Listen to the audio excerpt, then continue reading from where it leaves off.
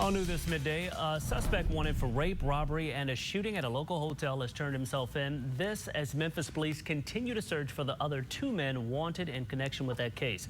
Investigators say Don Whitaker was one of the suspects seen on surveillance video leaving the Quality Suites on Thousand Oaks Cove last Monday night. Whitaker is being charged with robbery, kidnapping, and rape.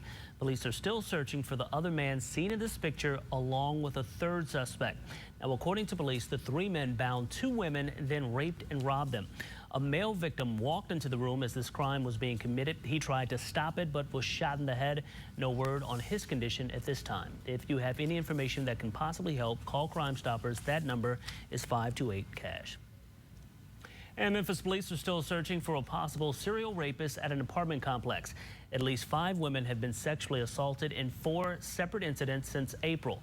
Now, they all happened at the Mill Creek Apartments in Whitehaven. The latest happened early Sunday morning. Investigators say a man forced his way into the apartment's back door, forced 2 women and a 14-year-old girl into a room, raped the 2 women, and then made off with their things. Now, 3 more incidents happened in April and June. Mill Creek is managed by Ledick, the same company hired to run Warren and Goodwill Village apartments, both under investigation by HUD. Company CEO Pierce Ledbetter said in a statement, quote, "Resident safety is a priority. We are concerned about any crime, big or small, and we are upset about this, and we do want to take care of residents." Now, Mill Creek has been a Safeway community since 2012. That's the organization that partners with community organizations and apartment complexes to make safer living environments. Ledbetter says they've added dozens of security cameras that have helped to solve crimes already. Now, there have been no arrests in any of those 4 incidents. Police don't yet know if they are related, but the description of the suspects do match. The investigation is ongoing. Well, as we approach the 4th, Fire Protection Association warns that thousands of people, mostly children and teens, will become hurt after using fireworks. Now, fireworks accidents can prove deadly. Most recently, a 12-year-old Nashville boy died after playing with fireworks on Sunday night.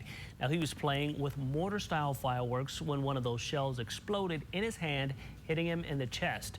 This all comes as the local fire department warns everyone to be careful this holiday season. Local 24's Jamie McGriff has the story. There's something for everybody. Jamie McGriff, Local 24, good day. And you can follow Jamie on Twitter at Local 24 Jamie for fireworks safety reminders. And shooting fireworks is illegal in Shelby County, but many of these surrounding counties have no laws against it. If you live in DeSoto, Crittenton, Fayette, or Tipton County, fireworks are legal. However, this is true only for residents of the county.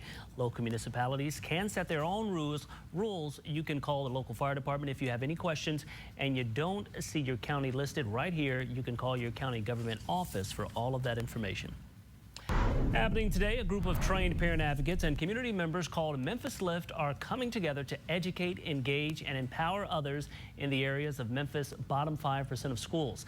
The group has talked to over 1,100 parents in the downtown and South Memphis areas about the priority schools. This afternoon at 4, Memphis Lift will hold a press conference at Foot Homes apartment complex to share the information they've gathered and more about their mission to raise awareness on local education.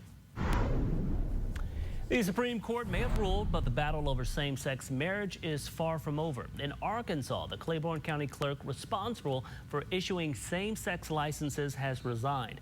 Ruby Rogers, a transgender citizen, was at the courthouse Monday in hopes of questioning Diana Guffey and her decision to leave her job in light of the new marriage law. I was wanting to know if she was resigning. Too much, hate because of it. Tamara Walker supports Guffey's decision and says she does have the right to resign. Now, the clerk didn't want to comment and refused to come out of her office in front of cameras. While opinions are mixed, the courthouse, now without a clerk, will start issuing same-sex marriage licenses on July 1st. And in Mississippi, a DeSoto County gay couple was turned down for a marriage license. The state attorney general says it's up to the circuit clerk, at least until the 5th Circuit Court rules. The couple was upset about being denied a marriage license, but they're staying positive and patient. We went in and requested a marriage license in Mississippi. And we did reach out to the DeSoto County Clerk's office, and we're told the Attorney General hasn't told them that they have to issue those marriage licenses. The Attorney General told us currently that decision to issue marriage licenses to same-sex couples is up to the Clerk's office. A Jackson same-sex couple was granted a marriage license yesterday. And two Tennessee lawmakers are promising to push the Pastor Protection Act, which would protect clergy from being required to officiate same-sex marriages. During a visit in Bartlett, Governor Bill Haslam weighed in on that proposal. He said he would support such a law. I actually think it's very important for pastors to have that protection. They should have the right to act on their deepest beliefs inside their religious traditions. And two state lawmakers announced the proposed legislation Friday, hours after the Supreme Court ruled that same-sex marriages are legal in all 50 states. Well, when it comes to barbecue, you guessed it, Memphis is #1. That's according to cheaptickets.com. The information collected by the website reveals that Memphis is the best destination to travel for barbecue during the 4th of July holiday. However, Austin, Texas and San Antonio didn't rank far behind. This is Local 24 News to go. Well, in just a couple of days, laws will take effect in Tennessee. One of those laws will impact uninsured drivers. Local 24's Jamie McGriff joins us live in East Memphis with that story this morning. Jamie. Hey, good morning. Well, this new law will require all Tennessee. Jamie McGriff. Right, thank you very much, Jamie. And a man will face a judge on DUI charges this morning after crashing into a Memphis police detective. That detective said he was driving down Witten near Appling Farms Friday evening when John Kyle turned in front of him. That caused a cruiser to crash into Kyle's car. Officers say Kyle smelled of alcohol and was slurring and stumbled out of his car. They found an open bottle of alcohol in the passenger seat and a loaded 9mm pistol on the floor of that car and a loaded Tech-9 in the backseat. Kyle is charged with DUI, reckless driving, public intoxication, and possessing a handgun while intoxicated. Tennessee Governor Bill Haslam will be in the Bluff City to join youth villages in announcing the results of a 5-year study showing that youth villages programs are some of the few showing positive results in helping disadvantaged young people. Youth villages began offering comprehensive transition services to every young person aging out of the Tennessee State Care in 2013 through the YV LifeSet program. Since then, more than 7,000 young people have been helped. Today's announcement is set for 10:45 a.m. at Youth Villages Operations Center on Brother Boulevard.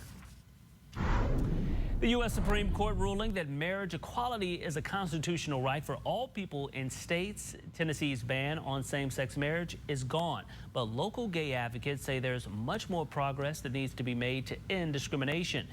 Now, some folks with the Tennessee Equality Project say there's still discrimination for the gay community that includes areas like housing and employment. Workforce protections are something that lawmakers will be asked to address in next year's General Assembly. Friday's decision by the U.S. Supreme Court overturns the 2006 vote in Tennessee where residents overwhelmingly approved an amendment to the state constitution to ban same-sex marriage. Governor Bill Haslam says Tennessee will comply with the High Court's decision and do so as quickly as possible. Now let's get another check of your time-saver traffic with Ron Taylor. Hey, Rodney, thank you very much, and good morning to you as you head out still. It's coming up. All right, thank you very much, Ron. After the triple terror attack on Friday, the FBI and Homeland Security are warning the nation to stay especially vigilant over the upcoming 4th of July weekend. There is no credible or specific threat, officials are concerned, following the attacks in Tunisia, Kuwait, and France. Friday, a delivery man beheaded his boss before crashing that delivery van into an American-owned chemical plant in France. 2 hours later, in Kuwait, a suicide bomber attacked a Shiite mosque, killing 27 and injuring hundreds. Tunisia saw the worst of it. A gunman opened fire on tourists at a beach resort, leaving 39 dead. Now, ISIS has claimed responsibility for those attacks in Kuwait and Tunisia. The FBI has been on the hunt for suspected radicals in the U.S., making 7 arrests in the last 2 weeks. Autopsy results show escaped inmate Richard Matt died after he was shot 3 times in the head. The report revealed Matt had severe skull fractures and brain injuries from the gunshot wounds. He also had bug bites and abrasions consistent with living in the woods for 3 weeks. Matt was shot and killed Friday by a U.S. Customs and Border Protection Tactical Unit member. His accomplice, David Sweat, was shot and captured alive yesterday. He's listed in critical condition at Albany Medical Center. Banks in Greece will not open today as officials scramble to prevent the country's financial system from collapsing in panic. Account holders will also face new limits on what they can withdraw from ATMs, and the stock exchange will reportedly be shut down. The measures were announced Sunday as Greece slid rapidly toward default and exit from the Eurozone. News to Go continues with a look at what's ahead on Good Morning America. Good Monday. It's between us and San Antonio. That's the rumor anyway. So no doubt it'll be us. Stay, Mark. That's your Local 24 News to Go. Updates throughout the morning. For more local news, head over to our sister station, CW30. Have a great one.